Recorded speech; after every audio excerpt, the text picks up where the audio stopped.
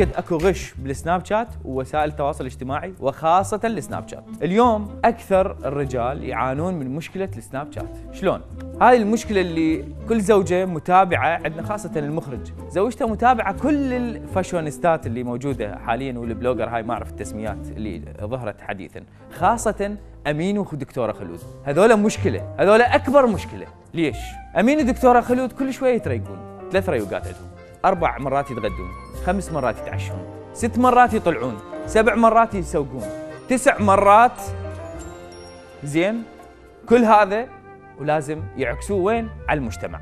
طبعا الناس ما تدري، الناس انه الها الظاهر، الها اللي موجود بالسناب.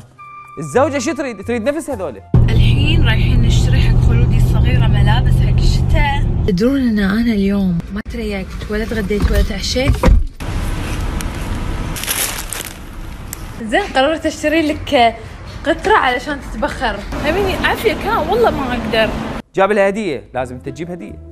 جاب لها عشاء، لازم تجيب لها عشاء. اذا ياكلون دليفري لازم هم دليفري.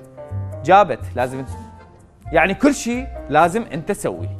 وهي المشكلة بالسناب وبالوسائل، هي هاي اللي خلقت كذبة. انا اقدر هسه اكذب، اقول انا حاليا اخذ صورة، مجرد صورة اخلي بيها عطر قديم على مجموعة أشياء، أقول شكراً جزيلاً لزميلي جاب لي هذه الهدية، وشكراً جزيلاً لفلانة جابت لي هذه الهدية. الله ايش قد حلو. كذب، كذب إنه مالاتي. هاي المشكلة اللي يعاني منها أغلب الرجال اليوم، اللي هي كذب وسائل التواصل الاجتماعي بإظهار حالة غير الحالة الحقيقية.